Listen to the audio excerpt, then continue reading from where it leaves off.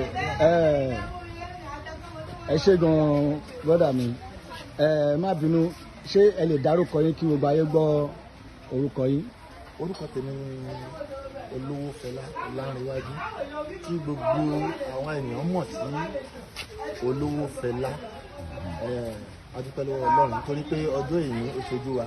A ṣe kan ní ìjẹta káàkiri. No going back. Gbogbo ìlú Ìkòròdú. No going back. Ìjẹta jẹ́ 19 the Thursday. Èyí tó wá jẹ́ 21 Saturday ní inú oṣù June ọdún 2025. Yorùbá nation. A dúpẹ́ lọ́wọ́ Ọlọ́run nítorí pé Ọlọ́run bá wa ṣe. A ò lè rí ìdádúró sẹ́nikẹ́ni, ọlọ́pàá ò dá wa dúró, ọmọ ọ̀dún náà ò dá wa dúró nítorí pé ọmọ ọ̀dún ni wá, gbogbo wa ìkan náà ni wá. Ẹ jẹ́ kí gbogbo wa náà jáde ní gbogbo ibi tí a bá wà, jẹ́ kí awareness yẹn kó káàkiri gbogbo orílẹ̀-èdè Yorùbá. Orílẹ̀-èdè bàbá wa la wà, a ò lọ sílẹ̀ Haúsá láti lọ ṣe, a ò dẹ̀ lọ sí ilẹ̀ Ìgbò.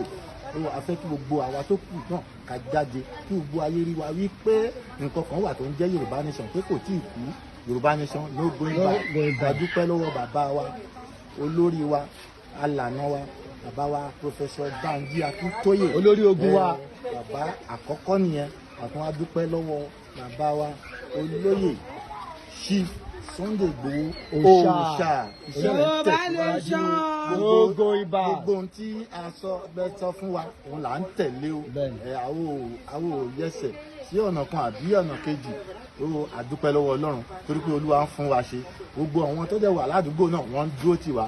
A dúpẹ́ lọ́wọ́ Ọlọ́run. Yorùbá nation. No going back. Yorùbá nation. No going back. Yorùbá nation. No going back. Yorùbá nation. No going back. Àwọn ọmọ kékèké náà wọ́n wà ní inú àdúgbò níbí báyìí tí wọ́n dúró tì wá. A dúpẹ́ lọ́wọ́ Ọlọ́run. Ẹ ṣé a dúpẹ́.